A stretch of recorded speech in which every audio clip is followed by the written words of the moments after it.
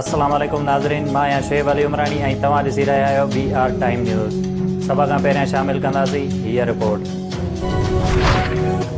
Opposition जी तहरीक अदम एतमाद नाकाम थींदी, उन खां पोइ हथ में ॿधल ज़ंजीर खुली वेंदी, उन्हनि जे पोयां वेंदुमि, उन्हनि खे छॾींदुमि न। वज़ीर आज़म इमरान ख़ान अपोज़िशन खे ख़बरदार करे छॾियो। आसिफ ज़रदारीअ खे पहिरियों अदब क़रार ॾेई छॾियो। शहबाज़ शरीफ़ ऐं मौलाना फज़ल रहमान ते बि वज़ीर आज़म इमरान ख़ान जी अपोज़िशन लीडरनि जा नाला खणी हमला। आसिफ ज़रदारीअ खे सिंध जो धाड़ियल क़रार ॾेई छॾियो। शहबाज़ शरीफ़ खे शोबाज़, मौलाना फज़ल रहमान खे मिस्टर फज़लू डीज़ल जो नालो ॾेई छॾियो। बिलावल भुट्टो ज़रदारीअ जो बि मज़ाक़ उॾायो। हुन चयो त अंग्रेज़ बि 2 सालनि में उर्दू सिखी वेंदा आहिनि, बिलावल 15 सालनि में बि न सिखी सघियो।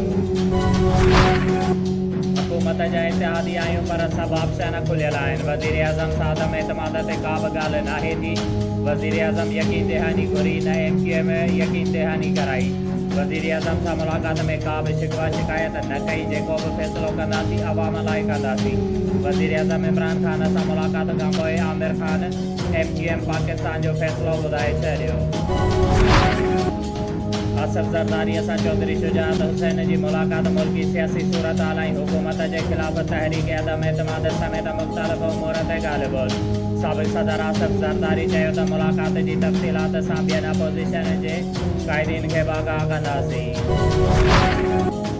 PDM सरबराह मौलाना फज़ल रहमान चयो आहे त वज़ीर आज़म जे ख़िलाफ़ तहरीक अदम एतमाद लाइ 172 जो नंबर न सिर्फ़ पूरो करे चुका आहियूं, बल्कि उन खां अॻिते करे विया आहियूं।